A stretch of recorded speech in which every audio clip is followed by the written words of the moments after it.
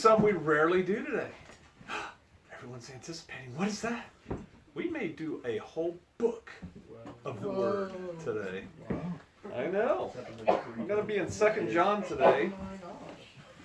Aber erste, but first, we are going to be in Proverbs. Y'all know how many Proverbs there are? How many chapters? 31. And this month we only have, I think, 28 days. This isn't a leap year, is it? I haven't looked ahead. And it's election year. It's what? Election year. Election year. That's a leap year.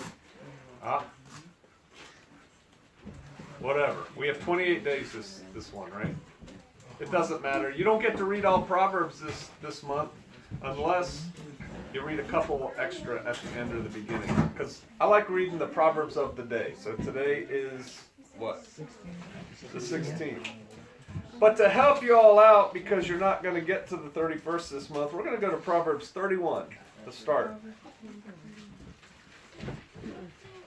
The words of King Lemuel, the prophecy that his mother taught him.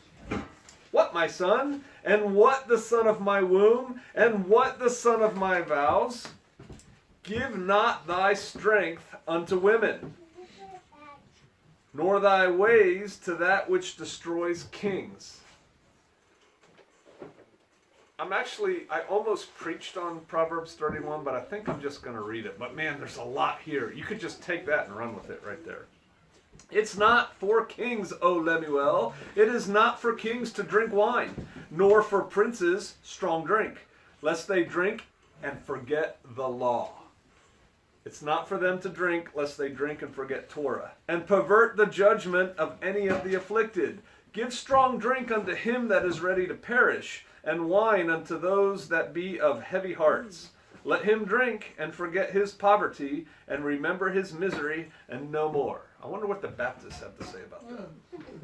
Give him that juice. Open thy mouth for the dumb. That means for those who can't speak. So open your mouth for those who can't speak. In the cause of all such as are appointed to destruction. Open thy mouth, judge righteously, and plead the case of the poor and needy.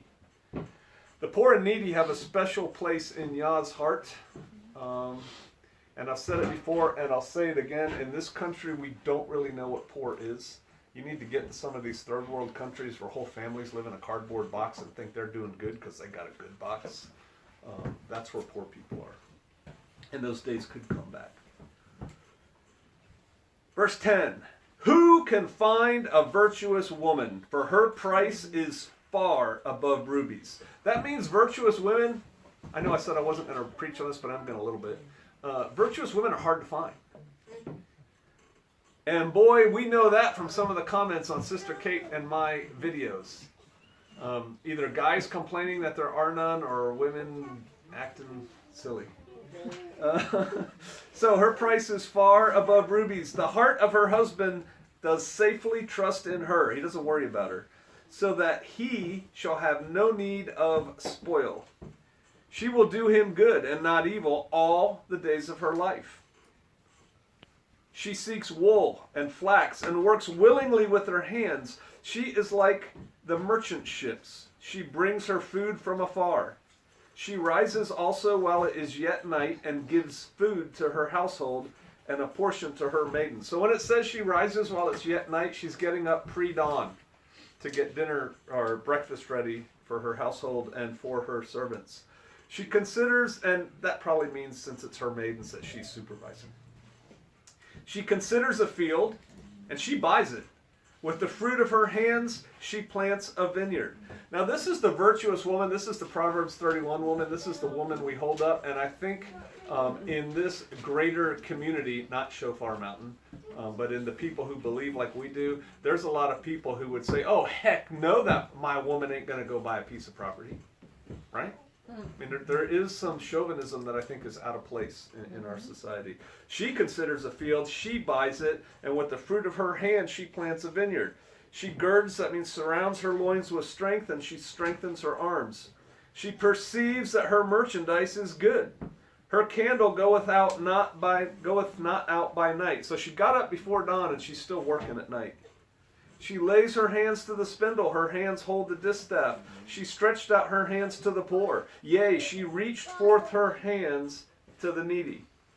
She's not afraid of snow for her household. For all of her household, it says in King James, are clothed with scarlet. That means they have multiple layers. They're dressed well because she made their clothes.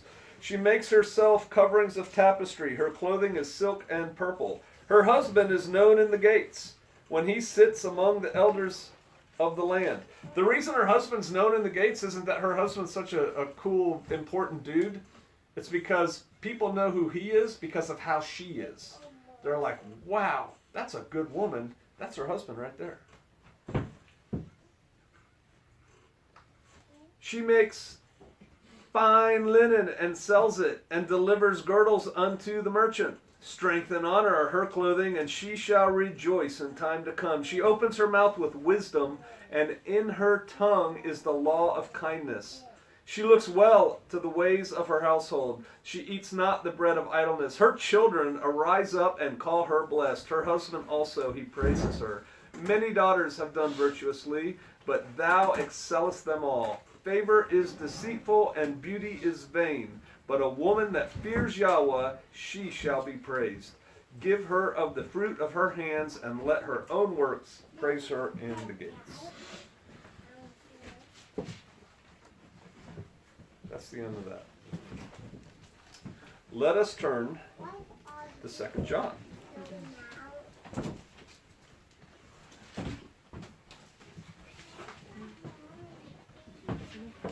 We went there for a reason. We almost didn't go there. I looked at it, I'm like, all right, we're going to read that. And then I'm like, maybe not. And then I just really got on me that somebody needed to hear that, whether it's you or somebody. But that's worth pondering on. Okay, 2 John, verse 1. The elder unto the elect lady and her children, whom I love in the truth, and not I only, but also all they that have known the truth. There's different versions. I've read 4 different versions of that, translations. They're all basically that. Does anybody have something gravely different? Okay, so the elder is the one writing. I got to thinking about this. You know, when we write letters, to the extent that we do as Americans anymore, has anyone written a letter in the last month? I haven't. We send emails and text. You have? Good man. So do you write dear so-and-so, then you write your letter, and then at the end you say love or blessings or whatever, sign off, and then you write your name? So I was thinking that when we write letters, you don't really know who sent the letter until the end. And you actually, when people used to write letters back in my day, you'd see people get a letter, and if there was no return address, the first thing they'd do was go to the last page and see who sent it. That's kind of weird, don't you think? Don't you ought to say, like this is the elder who's writing to them? It says, the elder. That's the first thing. This is who it's from. Unto the elect lady and her children. So the elder is who? John. Right, John is writing this letter. He's the elder. Elder is not here a title. It's not like Elder Bob or Elder Jones. John was at this time, and this is roughly 90 AD-ish, he was the oldest apostle. He was also, they think, the only apostle who did not die violently, who died a natural death. So he outlived them all. But so he is the elder. It says, unto the elect lady. That lady, does anybody have the Greek word in their Bible for the lady? Curia? Yeah, it's like curia, and that is also a word in Aramaic. And so there's a couple thoughts on here. The one is that it means to the lady, to the elect lady, to this woman that he's writing to and her kids. I'm writing you this little letter from John. That is a line of thought out there in people who study this. Another lesser agreed to line of thought is that the actual woman's name is Kyria, because it looks like Curia, which means lady. but it was to the elect, like Kyra, if that was her name, but it's Kyria. So that's one that it's actually a proper name. And then the other one is, because of the Aramaic mostly, the word Kyria is, they think, might be a transliteration of the word from Aramaic, which means assembly or church. And so to the elect, church. And then, or kahal, like that. And so to the elect church and her children, whom I love in the truth. So if it was the elect church, who would the children be? The members, the congregation of that church. You guys can start thinking as we read this which one that means, and I'm going to give you what I think later. So the woman to the lady. Something that's interesting here, and I think this is a lesson learned, and I almost took this and ran with it for the whole sermon, but I think we're just going to make this one fine point on it. This was written during a time of persecution for the church. The Romans are after the church. There's people on the inside. The wolves in sheep's clothing are breaking it up. But there's just badness going on. And a lot of these churches had to meet in secret, underground churches, because the powers that be are looking for them. And so I think this could be OPSEC, operational security, right here in this letter. Think about it. The elder to the elect lady. There's no names. Who's the elder? We know it's John. We know who, put it this way, the person receiving the letter knows who the lady is, right? So they know it's from John, they know it's to the lady, but there's no names, and the reason that is because they didn't email things. They sent a letter by messenger, and so then it had to go maybe from messenger to messenger, from ship to ship, and it could be intercepted. And if it's intercepted and the bad guys get it, the powers that be get it, and they open it up from the elder to the lady, and they grab this little messenger boy and they say, "Who's the elder?" Dude, I don't know. I'm just delivering a letter. Who'd you get it from? I got it from a guy at the last port who said, "Take this letter here." I mean, there's no names in there, and I think that's why it's done, because this was a hard time, and it's not like, "Hey, John to Kyria," or whatever. So there, I just gave away part of it. I don't think it is to the woman, Kyria, if anything. So they did that in case it was intercepted. To the elder, unto the elect lady and her children, whom I love, now check this out, whom I love in the truth, and not I only, but also they that have known the truth. So truth and truth. I love you in the truth, and also those who know the truth. Those of us in the truth. This is the truth that unites us, that he's talking about. This truth that unites us, right here. The truth of Yeshua HaMashiach, who he is, what he did, and how we're to live our lives, unites the people. And so check this out. These people are united, and I submit that we are and definitely should be united, not in economics, I make $400,000 a year and you make 20. Not in status in society. I'm the mayor and you're the street sweeper. Different set. That's not what unites us. It's not like we're hanging out with people in our own socioeconomic status. It's not race. It's not what job you have. I hang out with the other shoemakers. That's what I do. What unites us is the truth, and that truth goes across all spectrums of society, and that truth is available to all spectrums of society. I mean, we could again go on another tangent about be no respecter of persons. When the poor person walks in off the street, you don't make him that stinky person sit in the back in the corner over there. It's like, no, get him a good seat, bring him up. It doesn't matter who you are out there in the world. What it matters is that we're all united in the truth of him. Let's go to John chapter 8. We're coming back here. John chapter 8, verse 31.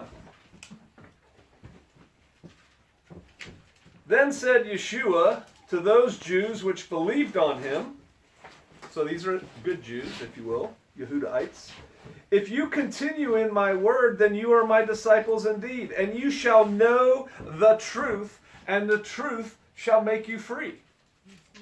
That's the truth we're talking about. The truth of Yeshua, the truth of the word he spoke, the truth that makes us free.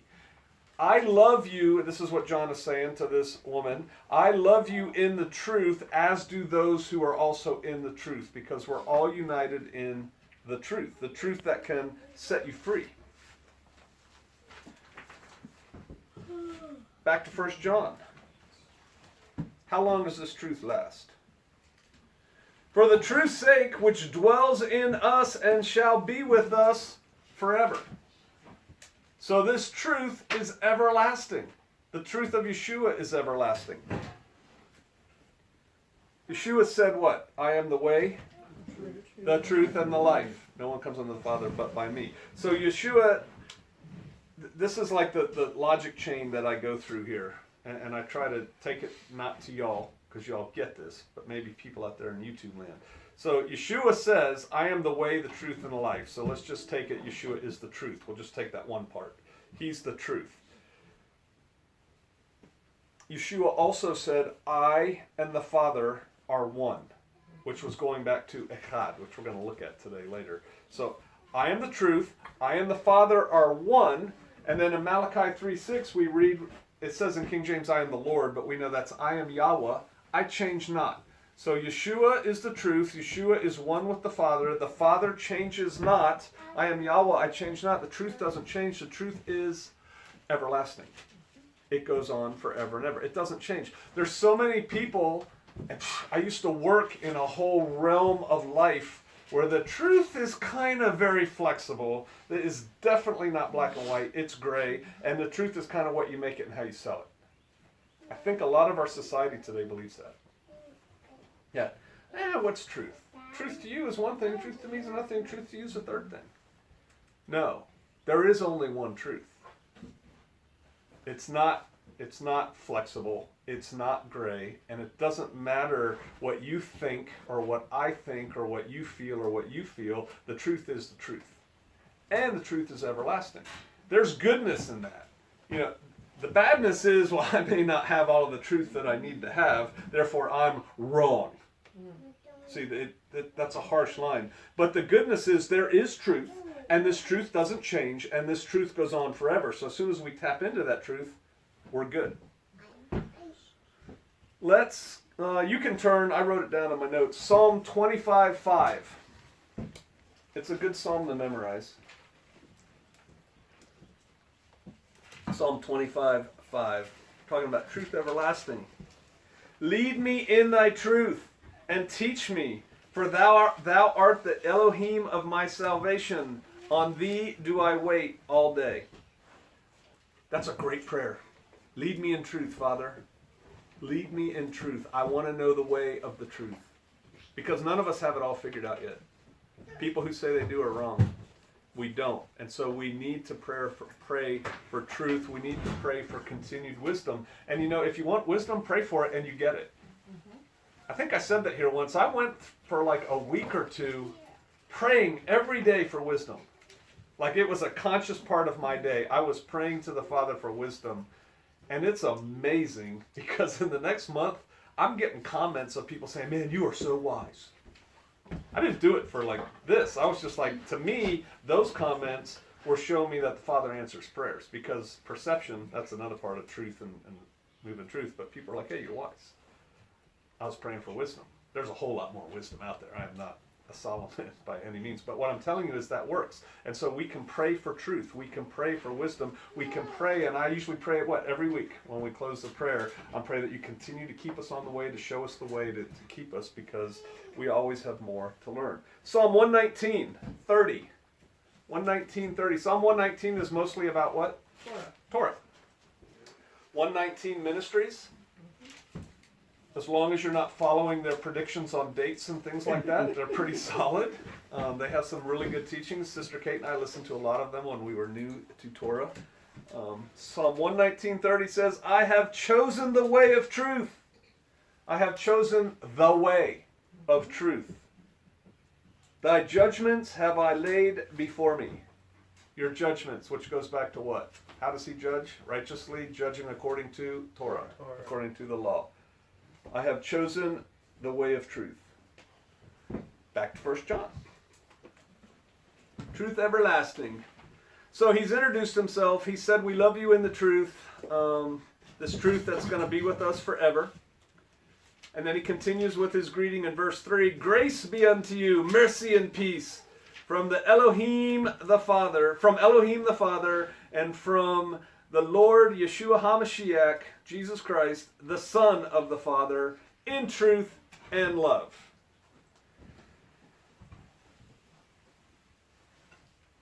I'm kind of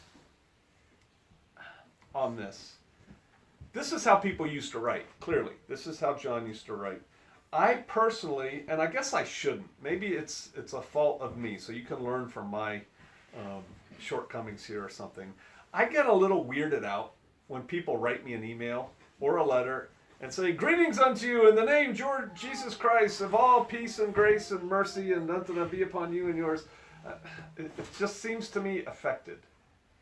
Because that's not how we speak anymore. I think you can still say the same things. I like to say when I go into people's houses, Yah bless all in this house. You know, Yah's blessings be upon you. But this is just, he's just making sure we front load. Grace be with you and mercy and peace.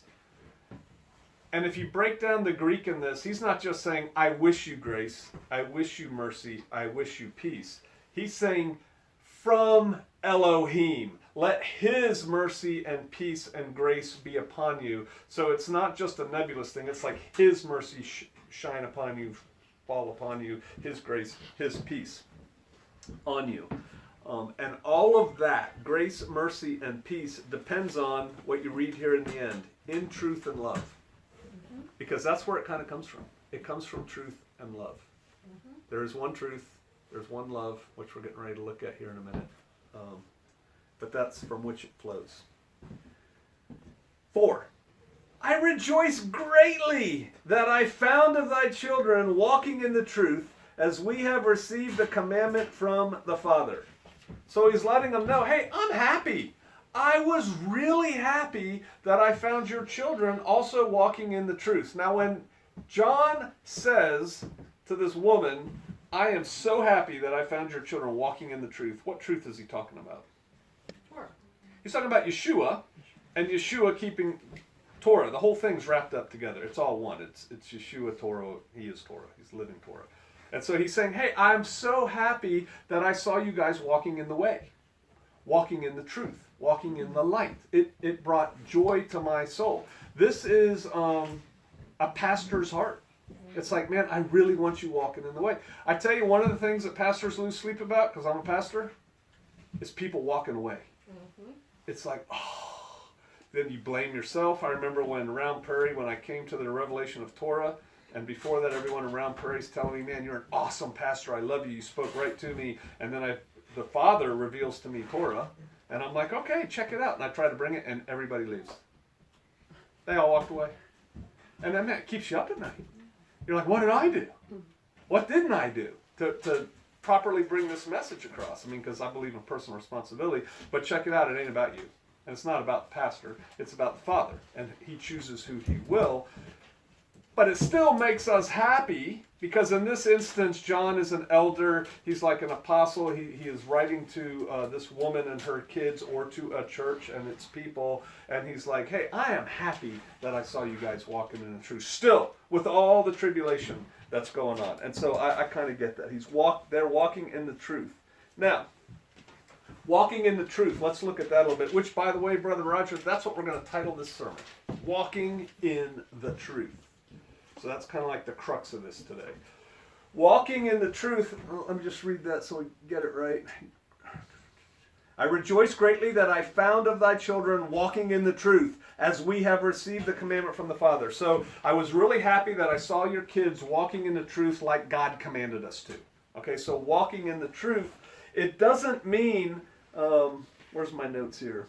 Yeah, when we're walking in the truth, it doesn't mean we just take a step or two in the truth and then we go over here. That's not walking in the truth. That was just like touching the truth. It doesn't mean that here I am walking through this rough stuff and oh, my life sucks and it's just terrible and life is hard. And so what I'm going to do is step over here onto this path for a little bit. I'm going to get back with the Father a little bit. Okay, life's good. Now I'm going back over here to this stuff. because people do that too. That's not walking in the truth. That's just walking across the truth. Walking in the truth is walking along that narrow path, not veering to the left or to the right, but on the path. It means, because you're walking in the truth, you're not sitting in the truth, you're not resting in the truth, you're walking in the truth. So it's continuous forward motion. Remember how I said I pray all the time, continue to show us the way, continue to mold us and guide us, and I pray for myself that way too, because it's a continuous process. And we get closer to Him the further we go down the way, and we don't have it all figured out yet, so we need His help in conforming us to walking in the truth. All right. So he's happy, and then look at verse 5. Now I beseech thee, lady, not as though I wrote a new commandment unto thee, but that which we have had from the beginning, that we love one another. I beseech thee, lady. This is kind of interesting phraseology too, I think. Beseech means to ask, to plead, to desire of this woman. Here's John, the elder. An elder writing to a lady. Now, whether that's John the elder writing to this woman, or John the apostle writing to this church, there's a definite hierarchy there, right? We can agree on that. If you're an elder man talking to a woman, you're higher up in the hierarchy, especially in this culture. If you are the apostle and you're writing to a church, hierarchy, you're above. And so instead of commanding this woman, this church, instead of telling, he's beseeching, he's pleading, he's asking. This is really important. It means that the woman has a choice. We all have a choice. See, because at the end of our time, we stand in front of Him, in front of Yeshua, and we have the choice of how we're going to act between now and then. And so I can't command any of y'all to do anything. I could try. It's not really going to do any good, because, and I'm talking religious things, and even religion is not a great word. Things of Yah. I could tell you, it's up to you if you're going to do it or not. And so he knows that, and so he's beseeching her. He is pleading with her. He's not too proud to beg for those that we love. And he loves her in Yeshua. So let's look at that again. I beseech thee, lady, not as though I wrote a new commandment unto you, but that which we have had from the beginning, that we love one another. So he's pleading with her to love one another, to love each other. Well, what does that mean? What's this love of which you speak, Elder John? Look at verse 6. Man, I have verse 6 in my Bible squared around, underlined, and an exclamation point next to it. And this is love. All right, he's praying to her, he's beseeching her that we love one another. Now he's going to define love. This is love, that we walk after His commandments. This is the commandment that as ye have heard from the beginning, that you should walk in it. We need to walk in His commandments. We need to, what are His commandments also called? Torah. We need to walk in Torah. We've heard it from the beginning that we have to do it. Now, if we walk in His commandments, this is love. And again, I'm going to hit this word walk, because, you know, He could have used a lot of other words for walk in His commandments. Excuse me. But He didn't. He said walk, not believe. You must believe in His commandments. He didn't say that. He said you must walk. That's an action word. He didn't say you must rest in His commandments. You must rest knowing that you're surrounded by His commandments and they're going to take care of you. He didn't say you have to know His commandments. You have to be well studied and know all of His commandments. He didn't. He said walk in His commandments. That's action. That's the, like I said, the continuous forward motion that we're doing. Walk according to His commands, His commandments. Walk according to Torah. This is what He's so happy about. He wants everybody to love one another, but check it out. This is love, that you keep Torah. And it makes our 21st century American brains kind of do a little glitch. Like, that's not love. Love is I bought a diamond ring and some chocolate 2 days ago, or whenever that holiday was that we don't celebrate. Walk in the way. That's what he's talking about. This is love, that we walk in the way. It's the love of the Father. And we talked about this earlier in John. From where does love come? Yah. From Yah. And so if I'm going to share the love of Yah, because it came from him, it's him, he is love, it comes from him, we grab onto that. If I want to share that, the way we share that is by walking in Torah, because that's how he wants us to live. That's what he's laid down for us. So we have to walk in the way. Let's turn to Matthew chapter 7. Walking in the way. Matthew chapter 7, verse 13. It's Yeshua speaking. Enter ye in at the strait gate. That also means narrow. For wide is the gate, and broad is the way that leads to destruction, and many there be which go in thereat, in the broad way, in the wide way, that goes to destruction. Because strait is the gate, and narrow is the way, which actually means straight. It's kind of funny in King James. Is the way which leads unto life, and few there be that find it. There's not many people who are walking on the way. There's not many people who are walking on the straight and narrow. There's not. And there's going to be few that find it. Sometimes. That so few are going to find it. I think it was Zach who did a thing on this. On the few that be that find it and the many that be that find it. And talking about the huge mega church movement in the United States for like everybody's doing this. Well, if that's everybody, that's many, and many isn't going to make it. It's the few. Let's look at Deuteronomy chapter 6.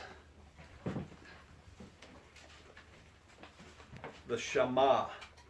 Deuteronomy chapter 6, verse 4.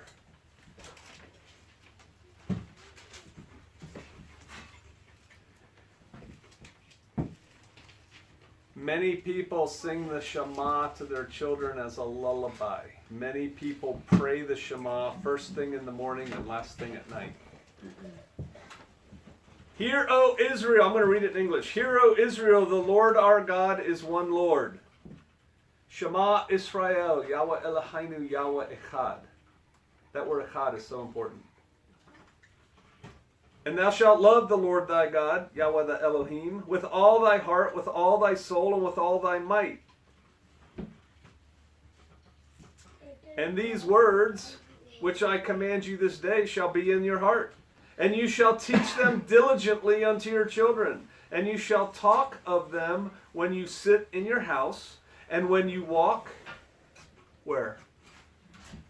When you walk by the way, King James, by the way, and when you lie down and when you rise up. We are supposed to teach our children Torah all the time, whether we're sitting at home in the living room or we're taking a walk, and the way is skillfully worded throughout the Bible, the way, when we're walking in the way. When we sit down, when we rise up, all the time we're supposed to teach Torah to our kids. And why is that? Because it's how Yah wants us to live. And the greatest expression of love we can have for our children is to raise them in the way. Let's go to Jeremiah. Just go forward a bit. Big bit. Jeremiah chapter 6.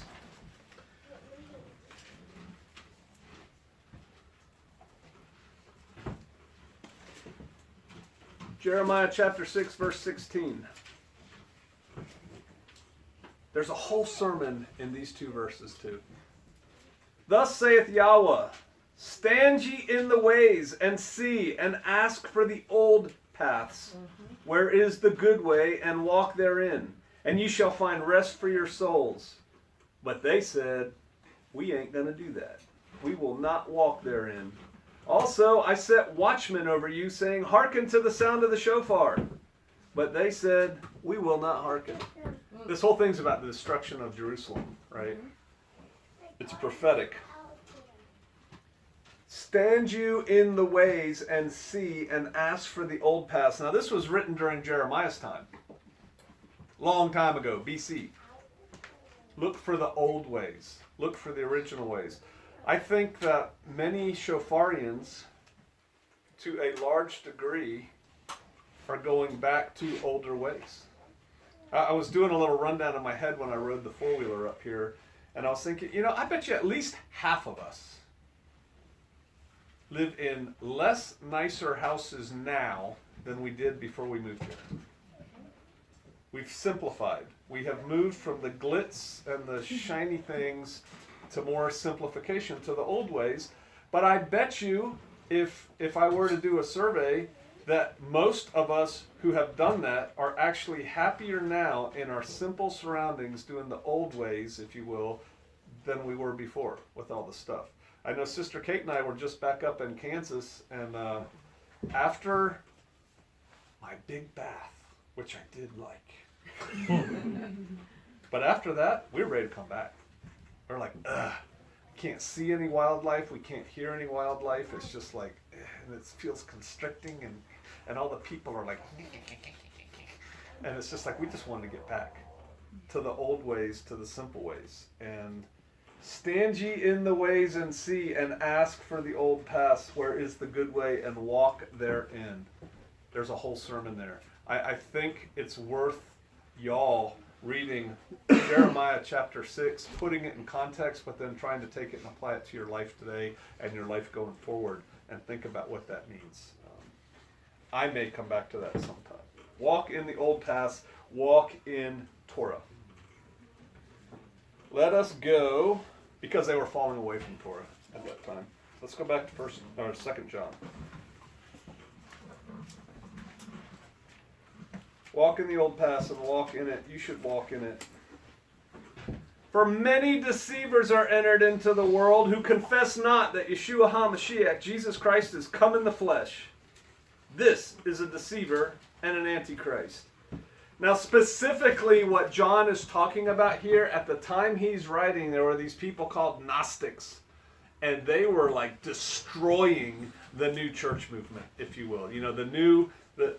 All right, we've been keeping Torah diligently or not, as we are commanded by the Father. Then Yeshua comes and kind of puts it all together for us. And so people are taken off and they're going in the right way. And then come these Gnostics, which was a pretty big movement. Because what had happened was anytime there's a new thing, and in a lot of ways, Yeshua coming and then the church, if you will, forming to follow him and his teachings, that's like a revolution.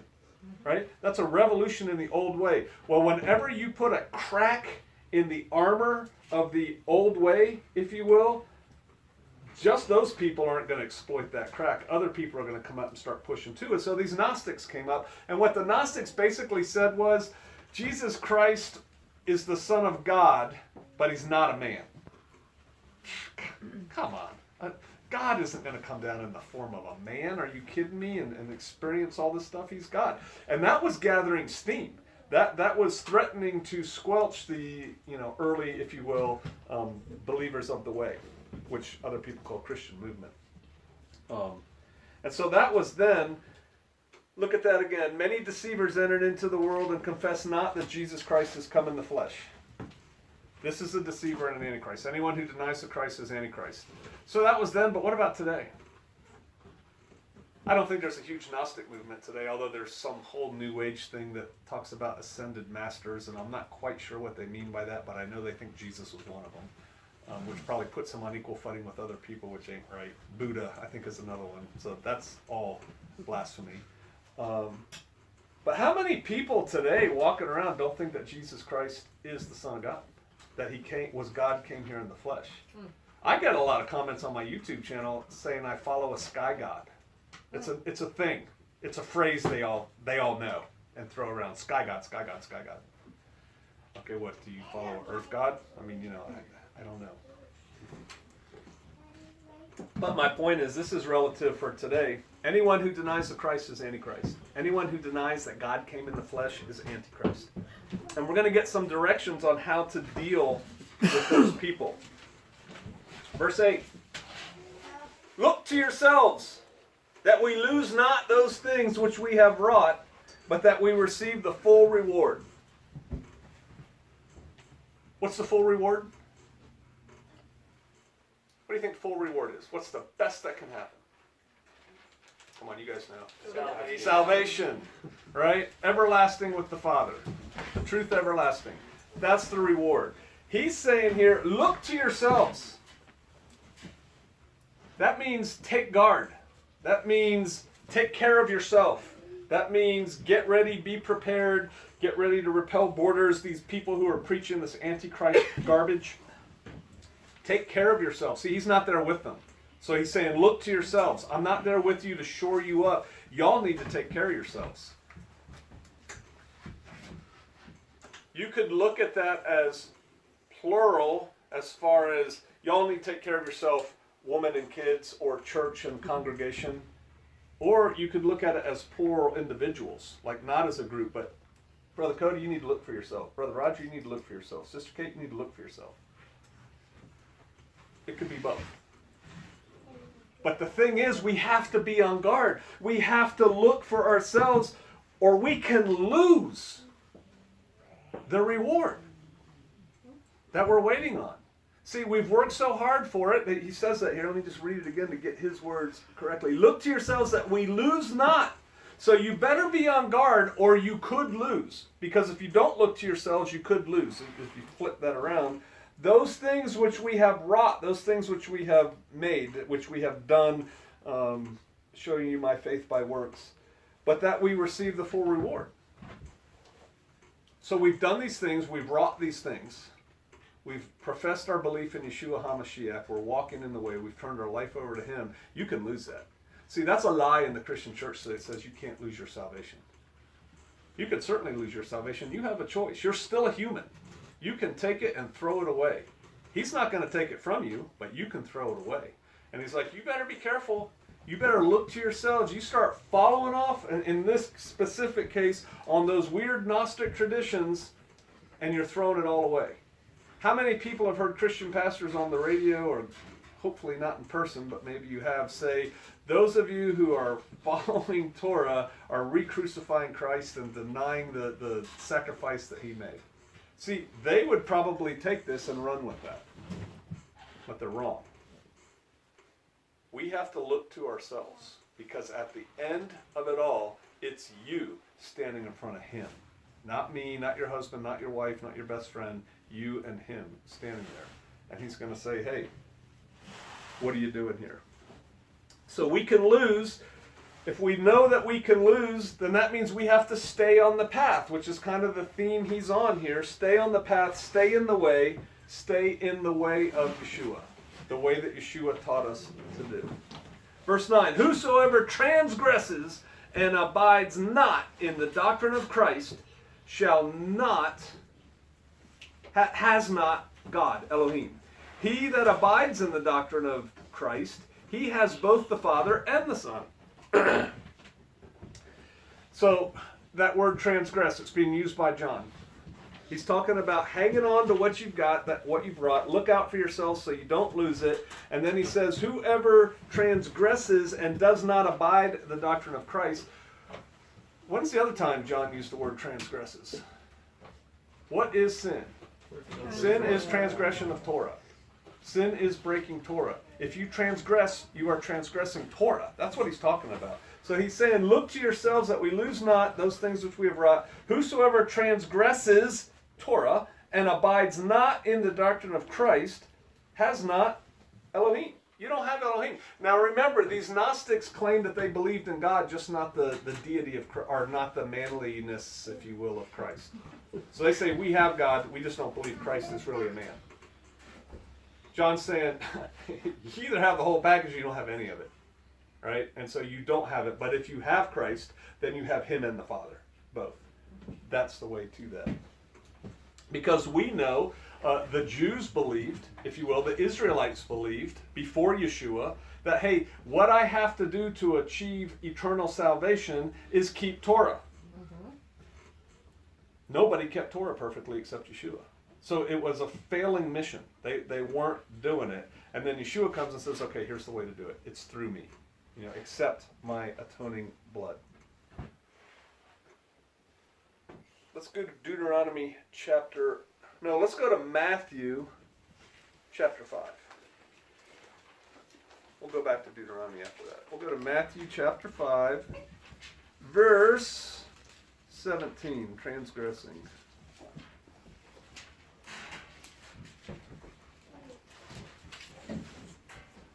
Yeshua speaking.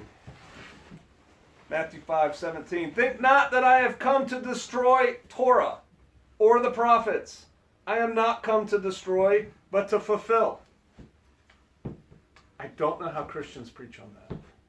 I don't know how you can say that. He did away with Torah. Torah's nailed to the cross. There is no Torah. He says, hey, I didn't come to destroy Torah.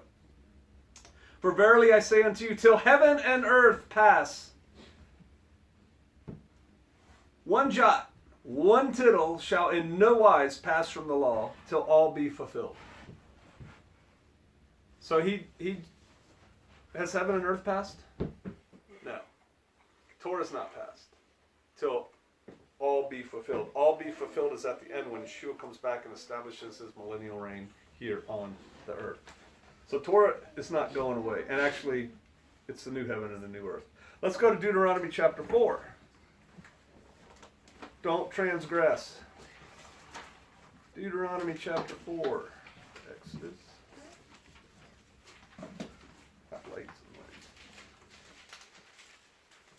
lights. We're going to 4, I think the beginning of 4.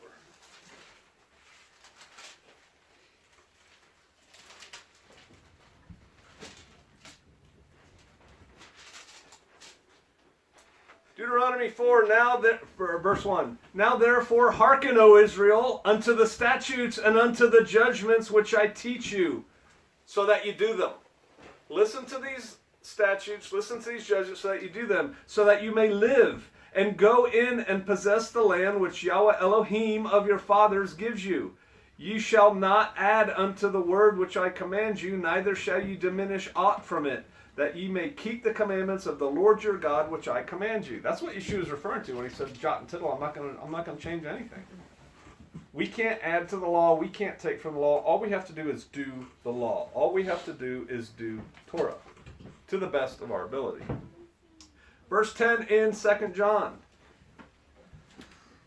If there come any unto you and bring not this doctrine of Yeshua, this doctrine of not transgressing, this doctrine of abiding in me, if they come bring you anything else, receive him not into your house, neither bid him Godspeed. For he that bids him Godspeed is a partaker of his evil deeds.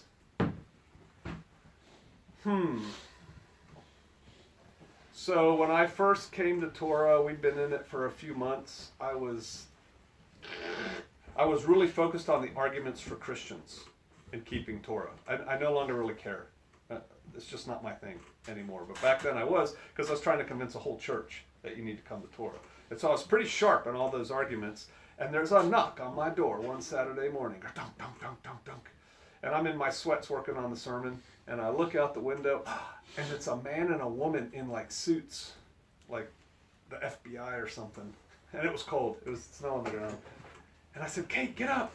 The Mormons are here. It wasn't the Mormons. It was Jehovah's Witnesses. And so they came in, and I invited them in, and they said, and it's a long story that I really don't want to go into right now, but I invited them into my house, and I tried to teach them Torah. How do you think that went over? Not really well, but they were afraid to leave. and Kate even told me afterwards, they wanted to go. They stood up and you kept them here. I said, sweetie, I was not between them and the door. They could have just turned around and left. I wasn't blocking them from going. I just engaged them in, verbal jujitsu or whatever. But this says don't invite those people in. And don't bid them Godspeed. Don't bid them God bless. Don't bid them fair journey.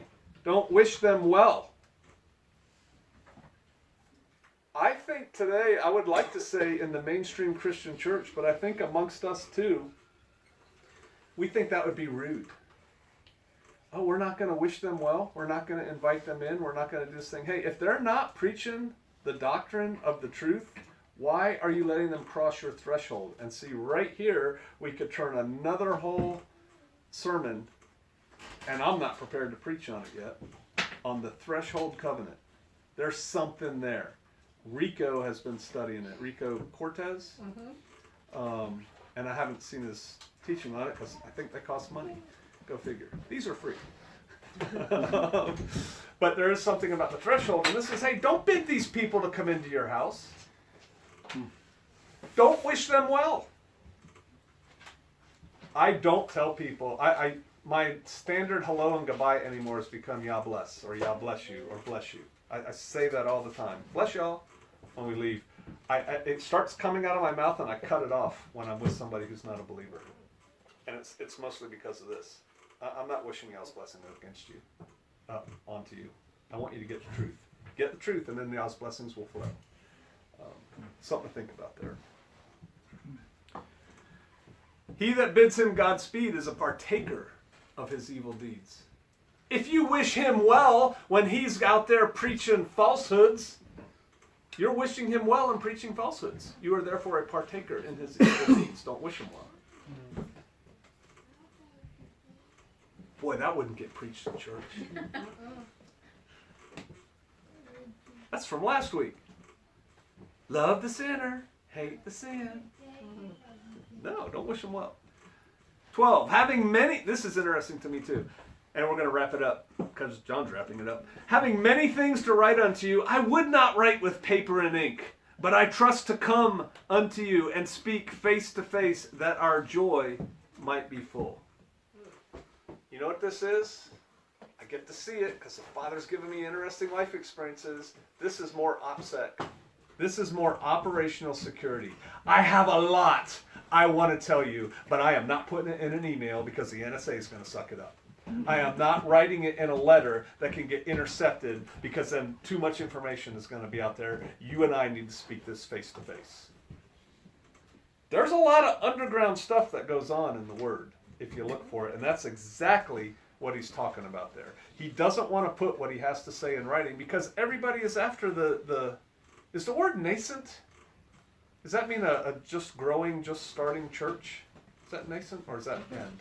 I think it's nascent. Well, the building church, the building body of believers that are going on, man, there's all kinds of things coming against them. And he doesn't want to put it in writing because some of this stuff could be dangerous in the wrong hands. So he's going to come and talk face to face. And then here's where we kind of solve the mystery, I think. The children of thy elect sister greet thee. Amen. I think it's a church.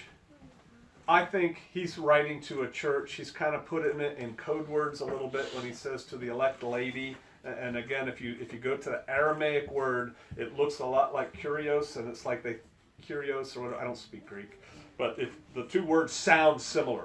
And so they were speaking Aramaic, not Greek. It was translated into Greek, and they think they just took that word and put it. So some people said lady, but really it was church. And so I think he's writing in that way. And he's writing to a church because here he says, hey, this other church, the children of thy elect sister of the other elect church, they send their greetings and their hellos. It would be like us writing to Brother Chris and Sister Zion and the other two sisters whose names I haven't memorized yet. Ba-boom, ba-boom. Hey, the Shofarians send their love. I think this is written to a church, not a particular woman. Either way, the truths in it are the same truths. It's kind of interesting to me who he's writing to and what he's talking about. I don't think he's writing to her and her kids. I think he's writing to a church and the members of that body. And he's kind of giving them hope, and he's saying, look, hang on to love. What is love? Love is following the commandments of Yah. Stay in the way. Be careful of these people who are trying to lead you astray. A matter of fact, don't even let them in your house. Do not bid them good day. Just let them go. And I got more to tell you, but it's going to have to be in person because I don't want somebody to intercept this letter. I think that's what we get from 2 John. Oh, that we could live likewise. All right, let's pray.